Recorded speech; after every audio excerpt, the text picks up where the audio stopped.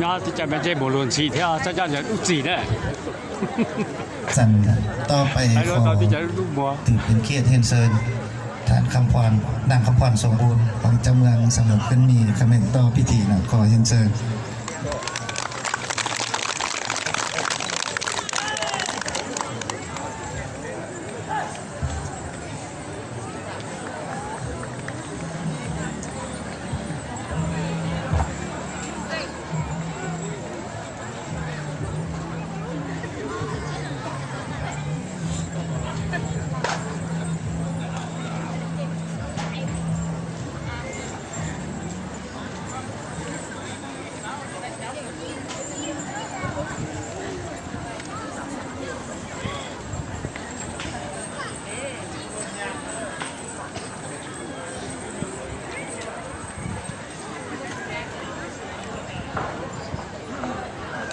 เอาลูก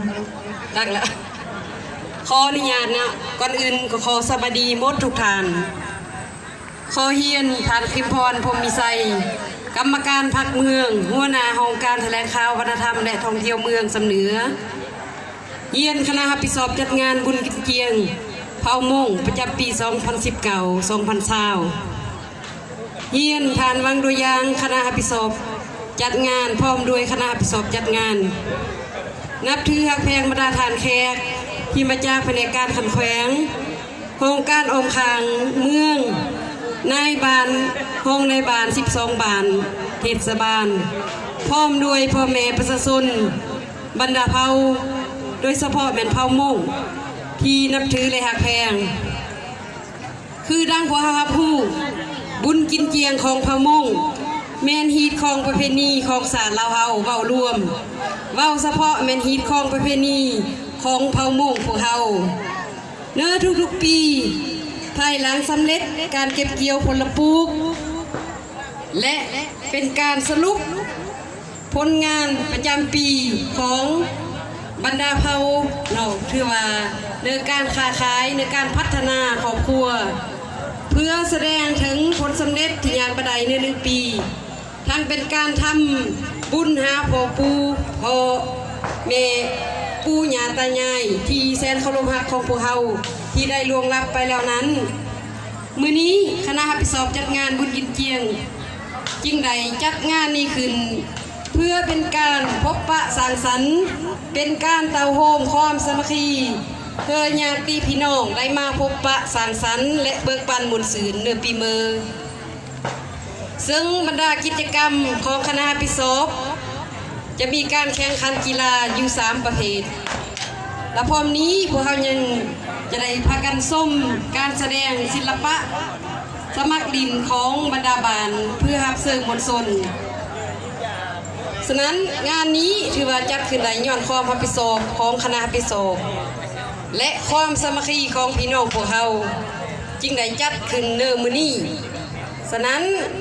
ขอเชิญบรรดาฐานตบมือสมเสยต่อกันจัดงานครั้งนี้ขอสมเสยบรรดาฐานที่นับถือและฮักแพงในโอกาสบุญกินเจียงของเผ่ามงปีนี้ซึ่งเป็นปีที่พวกเราได้สำเร็จกองสุ่มเยอขององค์คณะพรรคเมืองสำเนือครั้งที่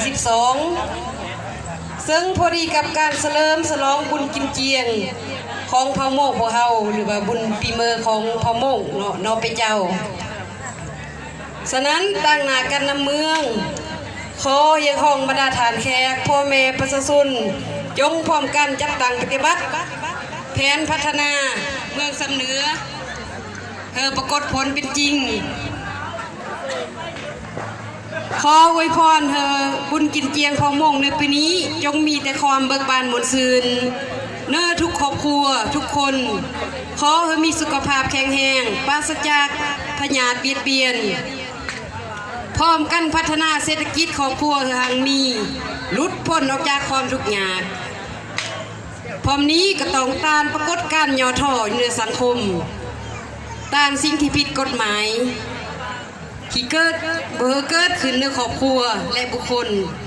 เพื่อมีความสงบความปลอดภัยท้ายนี้ขออวยพรบรรดาฐานแขกท่านยิ่งท่านทรายพ่อแม่พี่น้องที่มาร่วมงานในเวทีนี้และฝากไปยังบรรดาพ่อแม่พี่น้อง ที่บ่ได้เข้าร่วมงานนี่จงมีแต่ความสุขมีความเจริญขอเฮอเบิกบ้านมวลซืนตอนรับปีเมอเนาะขอขอบเจอ